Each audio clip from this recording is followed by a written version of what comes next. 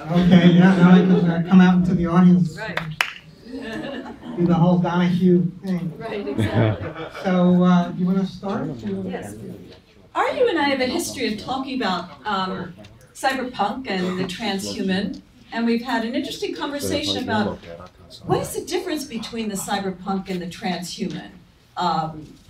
Is it the cyborg that's the relationship in between? How distant are our cousins in our relationships? So I'm going to ask Arju to tell us what he thinks about the cyberpunk culture and the transhuman culture, and start it off that way. And then I'm going to interject some thoughts, and then we're going to welcome the audience to participate as well. Okay, great, thank you. So yeah, in sort of an email back and forth, one thing that Natasha asked me was, why are cyberpunk writers so critical and negative regarding transhumanism? And I mean, first of all, I've had to point out that the cyberpunk writers are transhumanists, you know, because they all wear glasses. And probably use birth control and will accept an implant as necessary, and, you know, are carrying around these smart things in their pockets and all that stuff. So, I mean, part of it is this question of identity. So they don't relate to being part of, say, organized transhumanism. They don't relate to the idea of self-identifying as transhumanists. Now you have to think about cyberpunk. They also didn't like being cyberpunks. Cyberpunk was a genre of science fiction, and then it was sort of a cultural memeplex where these different various cultural streams, like cyberpunk science fiction, like virtual reality, like hacking and cracking, and like industrial art, and, you know, Mark Pauline Survival Research Labs, pranks, drugs, all these things sort of merged together, and people would throw parties about it. And you'd go to a party, and maybe the party was cyberpunk, and when you went home, you didn't think, gee, I'm a cyberpunk, you know, what are my beliefs in relation to cyberpunk? Whereas people in transhumanism would tend to take that more seriously. Say, yeah, I'm a transhumanist, and, you know, these are my positions on transhumanism, these are yours. So I think, since this is a conference about writing, it behooves us to talk about the nature of writers, and particularly the nature of creative writers, as compared to, say, polemicists or essay writers and so forth. I think that creative writers and artists in general probably use different parts of the brain than, say, programmers do, although there's some overlap there, than people who are writing essays, people who are trying very hard to illuminate a point very explicitly so that you will understand. And I think when I was at the Singularity Conference a few weeks ago, Ray Kurzweil was speaking, and he said, you know, scientists and artists illuminate our world. And as a creative writer, I thought, well, first of all, creative writers try to eliminate cliches. So, you know, illuminate our world, maybe there's some of that. A lot of creative writing wants to push you right over the edge of that world, leave you sort of hanging in the void to figure it out for yourself. The desire is there to evoke. Pay no attention to the curtain behind the mirror. I was going to play a prank on him. To evoke, provoke, play pranks, etc., etc. So, and I also think, I mean, if you look at the role of writers in earlier time throughout history, you know, the whole thing about life being nasty, short, and brutish, which, you know, there's some argument among anthropologists whether that was always the case, but certainly is the case in a lot of situations, and certainly the case also in the 20th century, which many of us lived through. And, you know, for many writers, maybe for most writers, their roles were oppositional, satirical, bringing forth what we might call the bad conscience or the weird subconscious conscience of human beings.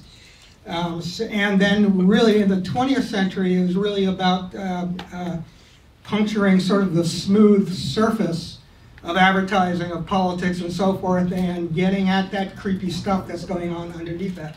So I think in terms of the 21st century and, cyberpunk writers maybe being sort of negative and dark and critical and so on, have we really come so far that now is the time to put that behind us and not be critical and not show the dark visions and not show sort of the nasty stuff under the surface?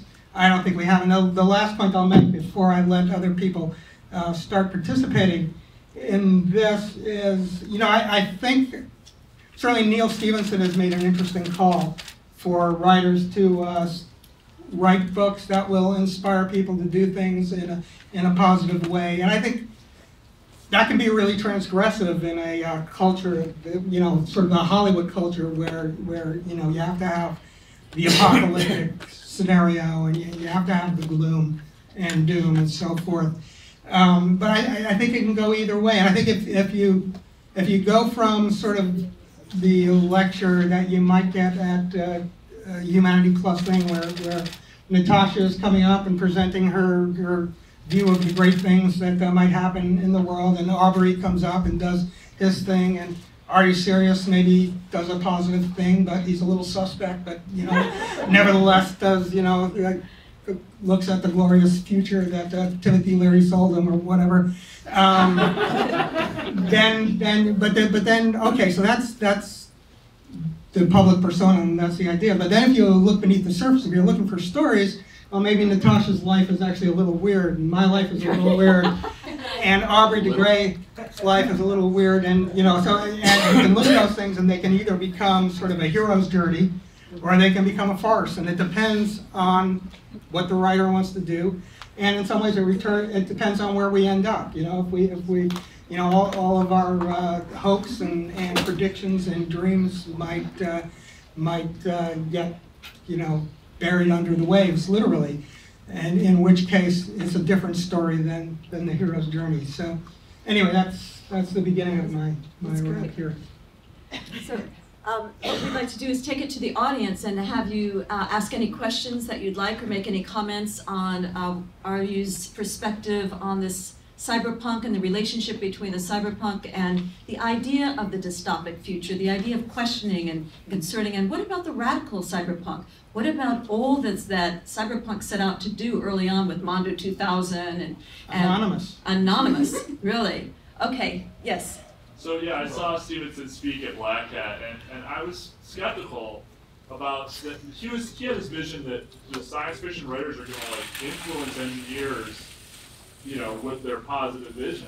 Yeah. And I'm highly skeptical of that. It seems to me like if engineers don't have, I think that the engineers are formed by the same environments that form the writers. And I'm skeptical that, do you actually think that the writers are going to set the zeitgeist of the time and to really well, I think people thinking? Actually, I think they did, and perhaps will, and it doesn't have to be a positive vision. William Gibson invented cyberspace in a trilogy that many people interpreted as dystopian. He didn't think of it as dystopian, but many people saw it that way. But all people say, "Oh yeah, let's do that." And there's a great book on robotics and DARPA and so forth that talks about people being inspired by the James Cameron films, Terminator, so forth. So earlier generation, Robert Heinlein. Science fiction. I'm not so sure it matters whether the narrative is encouraging or dark or whatever. It's more like a lot of technologists read science fiction and get inspiration for ideas from there. So I'm not sure if what Stevenson is advocating is actually necessarily important, but it does perhaps represent a change of vibes for a generation where there are young people coming up who are, to coin a phrase, sort of hip, but not so much into the punk attitude, and they can be sort of just really positive about what they're trying to do, and that's a good thing too. Maybe they'll be inspired by some of the ideas raised in these kinds of science fiction. Brad. So I'll channel David Brin a bit by asking the room, how many of you have never thought other than that the current decade is the best decade ever? Right? Has anyone not thought that the current decade is the best decade ever? Just going back more Yeah. Okay, because I think most of the people in this movement seem to think the world's getting consistently better in many ways. But there are a lot of people who don't think that. There are a lot of people who have the nostalgic view. They have the they have the golden age view. And I think this characterizes the two things you're going to see. In addition, of course, to this, the desire of writers to tell a story that's dark and has conflict. Right. We basically just see these two worldviews. Is the future better than the past, or was the past better than the present? And you're going to get two genres of thinking just from those two worldviews, I think. I think what you're saying is the present better than the past? Well, I think the present is better than the past. Right, but I think that people who might project a darker future may feel that the present is worse than the past. I mean, I'm not sure how you weigh all these things. I like the ambiguity that it's worse in some ways. It's better. Well, sorry, it's not a clearly not a black and white thing. You have. The past has one thing going for it. It's certain. Yeah. You obviously have never studied history. If you Actually, the past may be more open to interpretation than the future. Actually. Yeah. Anybody else? Yeah, back there. Those who remember history are condemned to watching horror knowing that we're repeating it. Yes, speak up, yes. Yeah, so my question is, you mentioned William Gibson, and, when I read Neuromancer, it's very interesting, but it's not a future I'd ever want to be part of. So I'm wondering, is it possible, is it necessary, or is it really interesting to write about a future that we would want to be part of in the sense that there's less suffering and there's more happiness shared among living beings? Is such a future as compelling as one that's devastatingly dark? I am not as stated like that, but I think that any writer can bring in compelling characters and compelling situations, and then I use this word ambiguity a lot, but then there's going to have to be some ambiguity in there and some challenges and so forth. But I mean, it's plausible. I think are there any really good utopian novels? There's one over there. Diamond Age, sort of. Yeah, Diamond Age is sort of utopian. It's easy to do dark, right? What? It's easy to do dark. We have Kim Stanley Robinson in the I mean, audience. if you look at Star Wars, Yeah. you're looking at good versus evil. You're not just focusing on the darkness. Well, Star Wars is sort of a Luddite when he was writing. Star Wars is an he's writing on a authoritarian typewriter, right? dictatorship. Hereditary aristocracy. Yeah, back there. I've actually always disagreed that cyberpunk is dystopia. It's a dystopian view of a utopian society. They are the underbelly. They're not the main society. In fact, if you look at most of them, they're deliberately avoiding the main society. They only tell you little bits and pieces of what really went on to allow the technology that they're using, however they're using, in a poor manner. I mean, if you look at Gibson's trilogy, it's a society which is dominated by rogue corporations and corrupt financiers. So I think, That sounds like this is the future that everybody is happy to be in, and I think it's the present right now. So again, I mean, that's what calls forth a critical voice, I think. Yeah. Hi. Hi. Yeah, I guess I'm having trouble with this categorizing of utopia and dystopia, because it seems to me that it's intrinsic to the genre that one person's utopia is decidedly another's utopia. Yes. And the inverse is also true. So it's more about the reader's interpretation or the audience. And I think some of what Aubrey was saying about the reception of his work and sort of the interaction that you have with an audience is that it does shape how you think about what you yourself say. And I know you've had this experience too. When you get labeled with something, then it's difficult to undo other people's perception of what or who you're capable of. And I think the same thing is true of authors in the texts that they put forth.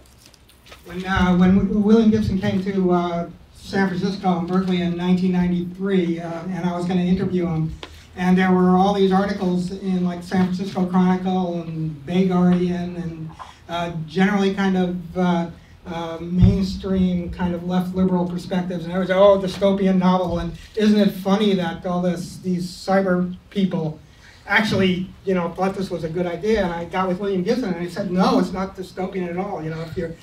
If you're living in Sarajevo, it looks incredibly sweet, and and even by my lights, there are interesting aspects of this culture that a hacker-like case could have a certain amount of freedom, sneaky freedom perhaps to do these interesting, and it's pregnant with possibilities, as is all cyberpunk writers. I mean, cyberpunks love the same kind of technologies, the stuff that's getting under the skin, the stuff that makes you much smarter, that cyborgizes you. They love all the same kinds of technologies that the transhumanists do. And I mean, they love, they're the extropian group. I mean, they just, right, yeah. they have never stopped sort of satirizing the extropian group as if that is, all there is to current transhumanism, which is interesting and fun. Peter? Again, I just, your mentioning of Gibson's really interesting to me because I didn't actually ever know at the time, like what you're saying, he's saying it's not, in his view, a dystopian novel. Everyone thought, like around me, that it was, and yet I guess I was one of those people that took it as something else because, we went and tried to implement it, right? Like, cyberspace was a vision of how you interact with information. There was a bunch of us in the early 90s. We went and tried to, stupidly start companies to do that maybe, but that's what we did. We said, like, let's actually go build it. It's not just a novel, it's reality. We know how to do it. Yeah. So it was inspirational to me personally, not like I wanted to go live in that dystopia. I didn't seek that, although here we are. Right. But, I saw the pieces of his book that were inspirational to me, namely data visualization. It sounds less cool than cyberspace or whatever, but that's what we went and did. We went and built it. Yeah, I think that's true of cyberpunk writing in general, that it can be inspirational. It's more ambiguous than dystopian. I mean, there are interesting dystopian writers like J.G. Ballard, but I don't think that, too many people are gonna try to do Crash, Yeah, I was thinking about Linda Nagata, and it's the exoskeleton, the passion of the love and the relationship there. And then I started thinking about, and it's something that you're familiar with, is thinking about F.M. Esfandiari, FM 2030, who was an early transhumanist, and he was never poked fun at, really, which is interestingly enough. So it begs the question, what is it about some aspects of the concept of the transhuman that is worth poking fun at by a dystopic or dystopic scenario? I was thinking about this in writing my book about Mondo 2000, that we used to have these things called the Reality Hackers Forum, and in 1988, and everybody I talked to remembers this, who was there. Some kid got up and said, I can make copies of my discs. We used to have discs back then, but I can't make copies of myself. And that's a problem I want to solve. And at that time, everybody was charmed by that. It was like, wow.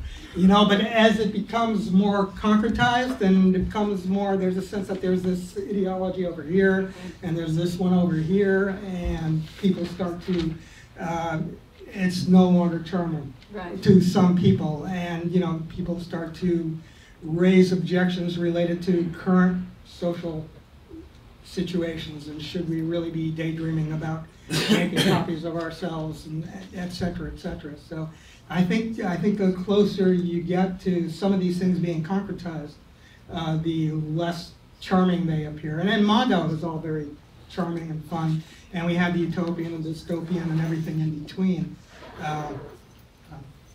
Back there, my friend.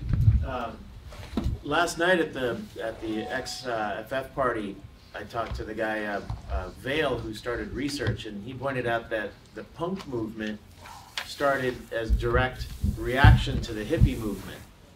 And so there's sort of a relationship of, the optimism of the hippie movement was sort of countered by the punk movement. And so perhaps transhumanism has a lot of roots in the hippie movement. And such. Yeah, that's interesting. Do you have any thoughts on that? At the same time, one of the other aspects of punk was do-it-yourself, and cyberpunk was do-it-yourself with technology. So, all these things sort of smirched together. The punks were angry at the hippies for not you know, taking it far enough, or for not winning. You know, they weren't angry at the hippies because they were the new young conservatives. They were angry, you know, because they didn't follow through on their promise, and you know, their promise was impossible. But you're 19 or 20 years old. You didn't care about that. You're just, you know, you guys beat up on your parents, and now we're going to beat up on you. Yeah. So, kind of touching on counterculture versus culture. There's ideally we would like transhumanism to be mainstream, but when something gets distributed enough, there's almost an inherent dystopian aspect of it. So, an example, what I would say is think Google, Microsoft, Apple, Facebook. Even if we have an affinity for some of these companies, very few people will react positively to all four. Even if they select out one of them that they really hate as the evil empire, there's almost this idea that if you get distributed enough, you are almost inherently evil. Like, we can see that's the way that Apple used to be the underdog to Microsoft, and it's almost completely switched. Yeah, you can't.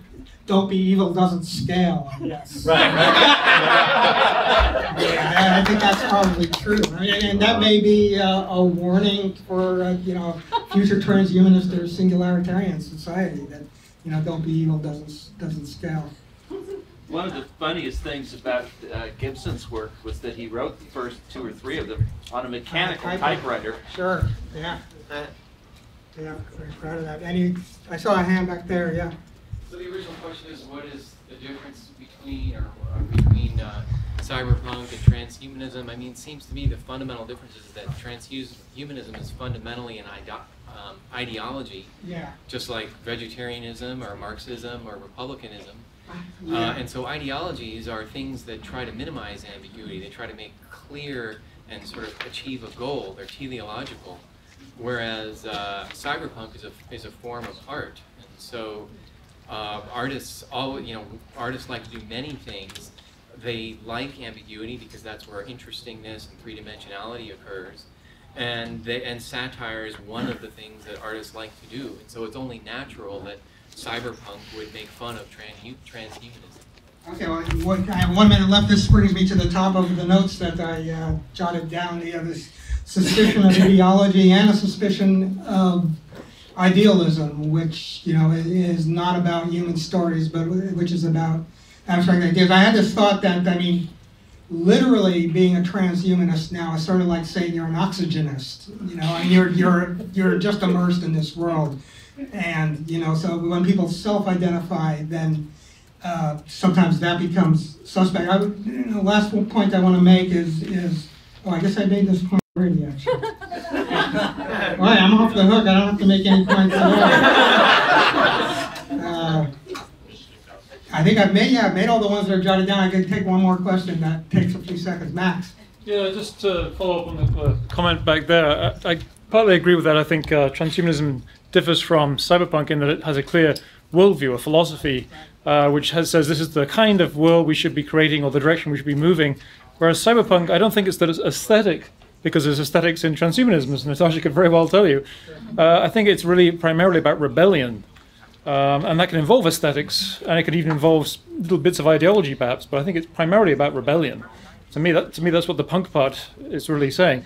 And so it tends to be dystopic in its fiction because it's rebelling against some big established order, but that's not really the core of it. I don't think it's the dystopic part, it's the rebellious part. Yeah, I mean, there is a rebellious part of it, and it's also, you know, when we're talking about the writers, it's just the fact that they're writing creative fiction. And so, you know, their place is to complicate things rather than, I mean, there's kind of a history of writers joining movements. And I mean, there's a great history in the 20th century, particularly the early and mid-20th century, of writers joining the Communist Party, or artists joining the Communist Party. And you know, to their credit, they were a pain in the ass when they were within the structure of a group that was trying to promote a shared belief. And the one last comment I might make is, you know, I was hired to edit H+ magazine in the early days of that magazine, and when I met with the two people who were meeting with me about getting this thing started, is, you know, the first thing I want to make sure is I don't want this to be Pravda for transhumanists. I want it to have, you know, oppositional views. I wanted to have odd views. I wanted to bring in people who are outside of this culture, but who are also working within the context of this culture. So I was very proud to be able to have an interview with, that was Eric Davis talking to, I can't remember his name, even though I'm so proud of it, talking to Jonathan Lethem about Philip K. Dick. And I don't know how many transhumanists care or know about Jonathan Lethem. He's considered a really important writer, within certain culture. But I thought it was the most brilliant thing we ran in that magazine, and it was pleasing to me. But I don't know if it was pleasing to the sort of core transhumanist group. Anyway, thanks a lot. I'm gonna